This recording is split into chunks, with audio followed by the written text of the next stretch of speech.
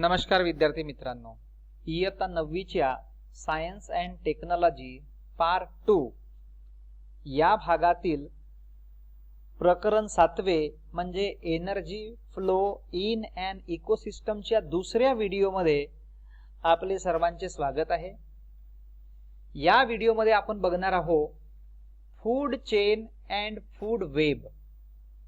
तर in every food chain and food web as well as in every ecosystem there are the producers, primary consumers, secondary consumers, apex consumers and omnivores।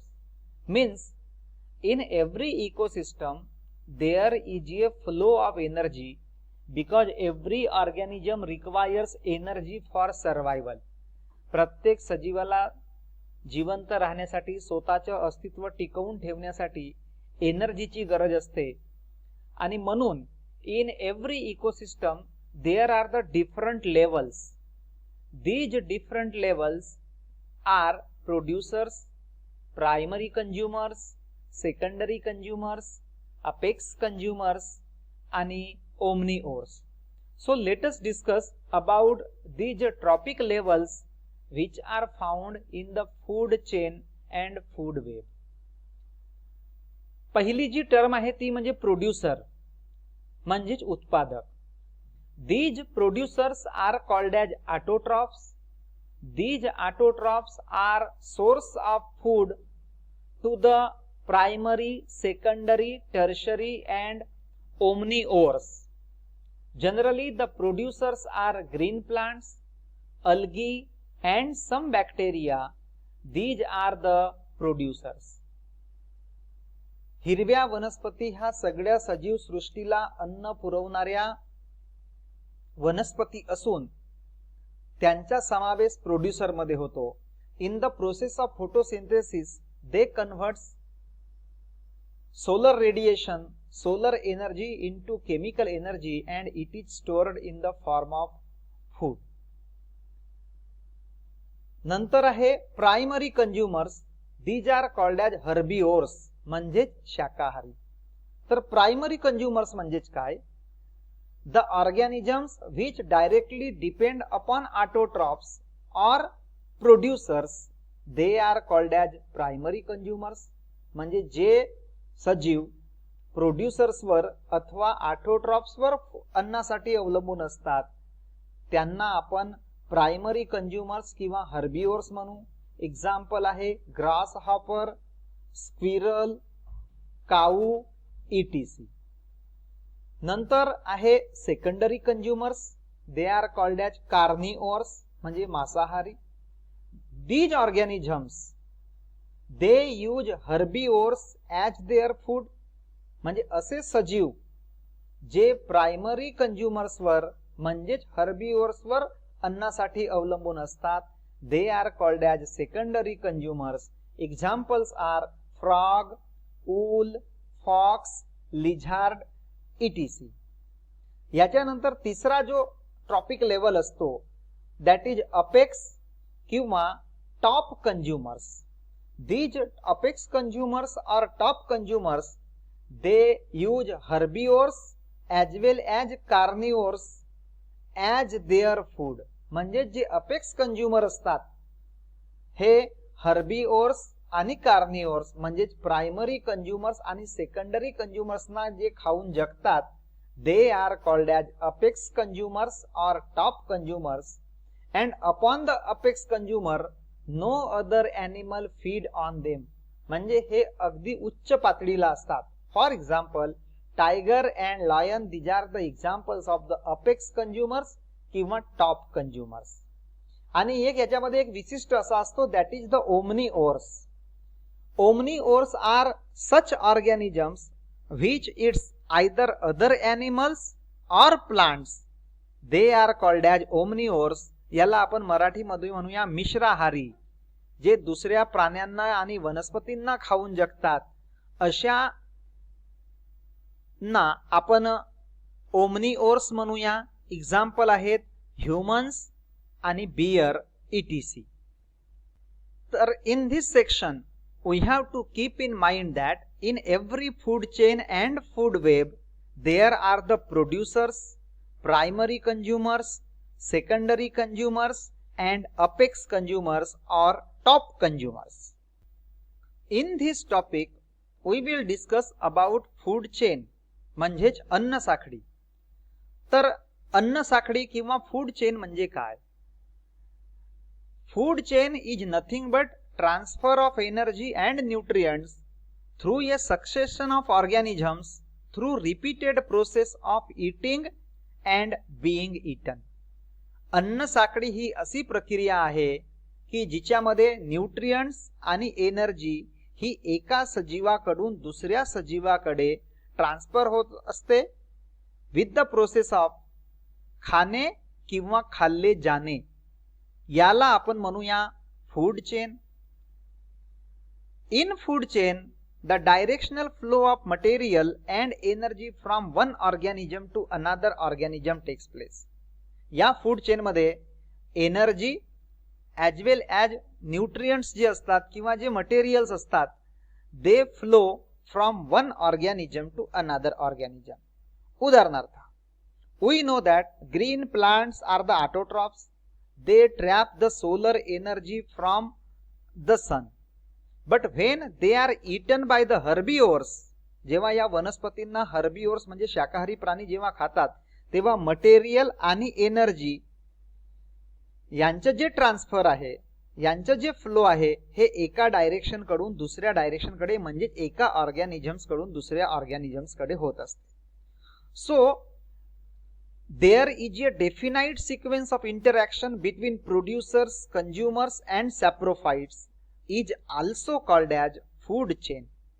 तर जी ऊर्जा असते, ऊर्जा आणि material हे producers कडून कंज्युमर्स कडे आणि पुन्हा कंज्युमर एकदा मृत्यू झाल्याच्या नंतर after the death of consumer these nutrients they are released back into the nature with the help of saprophytes. This is simply called as a food chain.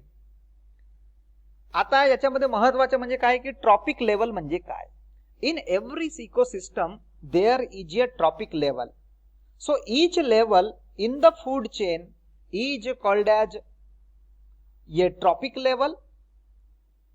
तर ट्रॉपिक लेवल म्हणजे काय की प्रत्येक अन्न साखळीमध्ये एक स्टेप असते. For example producers, primary consumers, secondary consumers आणि अपेक्स कंज्युमर्स. तर ही जी प्रत्येक जी स्टेप आहे या स्टेपला आपण म्हणूया trophic level. Green plants are eaten by herbivores, herbivores are eaten by carnivores and carnivores are eaten by apex consumers किंवा top consumers or top carnivores. So this takes place in a food chain. म्हणजे अन्न साखळीमध्ये energy ही producer कडून हर्बिओर्स कडे, हर्बिओर्स कडून कार्निओर्स कडे आणि पुन्हा कार्निओर्स कडून टॉप कार्निओर्स कडे आणि त्याच्यानंतर after the death of top carnivores the nutrients are released in the nature with the help of the saprophytes. Food chain समजण्यासाठी आपण या आकृतीची मदत घेऊया. In this figure you can say that the producer is grass, that means green plants. They trap the solar energy from the sun. This solar energy is converted into chemical energy which is stored in the form of food.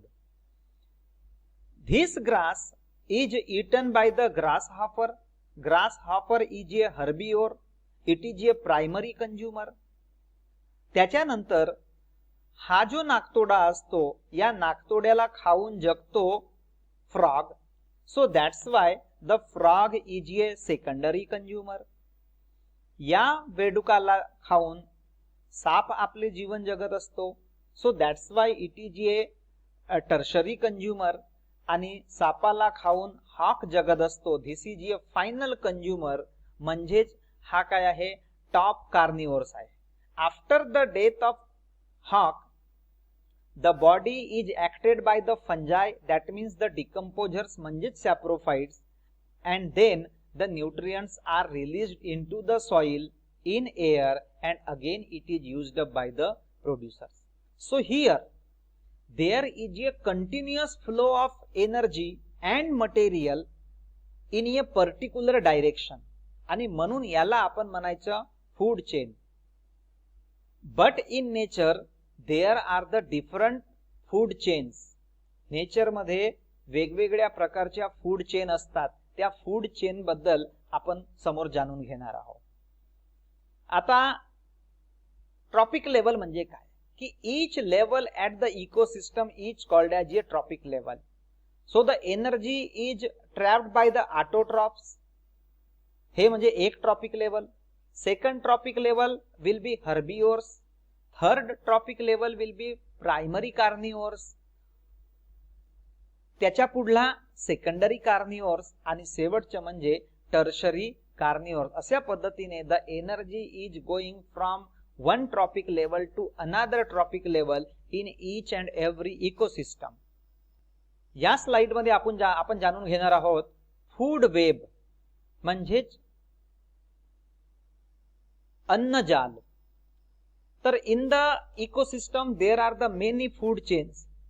असं नाही की nature मध्ये फक्त एकच food chain असते. तर in the different ecosystems the different food chains are going on. And in ecosystem, one organism does not depend wholly on another.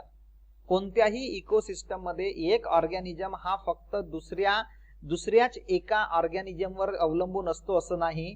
तर तो ऑर्गॅनिझम दुसऱ्या काही इतर ऑर्गॅनिझम्स वर पण अवलंबून असतो. फॉर एक्झाम्पल फ्रॉगचं आपण उदाहरण घेऊया. Frog is not totally depending upon the grass hopper, but it is also depend on other insects.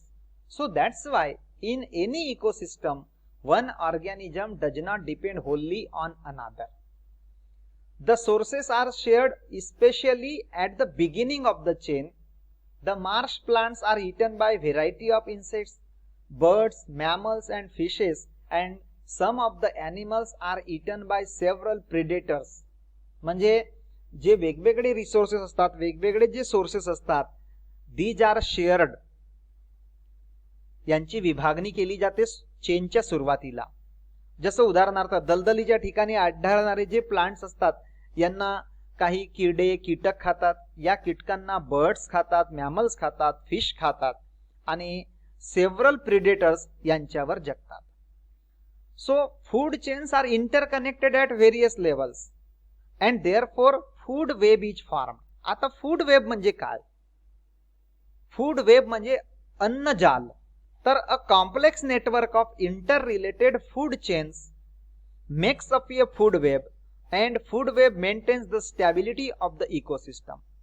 जेव्हा इकोसिस्टम मध्ये खूप साऱ्या अन्न साखळ्या जेव्हा एकमेकांशी कनेक्टेड असतात त्यांच्यापासून जे तयार होते त्याला फूड वेब म्हणूया. आणि जी फूड वेब असते it helps to maintain the stability of the ecosystem. Ecosystem मध्ये सजीवांची संख्या टिकून राहावी यासाठी फूड वेबची खूप मदत होते. In this figure you will see the two diagrams, food web in forest आणि फूड वेब. तर या फूड वेब मध्ये बघा corn is eaten by grasshopper, grasshopper is eaten by frog, परंतु frog is eaten by eagle, त्याच्यानंतर python. तर यावेळी हा ऑर्गॅनिझम जो असतो म्हणजे फ्रॉग असतो, फ्रॉग वर निव्वळ स्नेकच डिपेंड नसतो तर स्नेक हा इतर दुसऱ्यांवर पण फूड साठी डिपेंड असतो. आणि in this case you will find the many food chains. These many food chains they are interconnected, intermixed with each other. आणि म्हणून इथे एकच अन्न साखळी नसून कितीतरी अन्न साखळ्या तयार आहेत आणि या सगळ्या अन्न साखळ्यांच्या मिळून जे तयार झालाय त्याला आपण म्हणूया फूड वेब.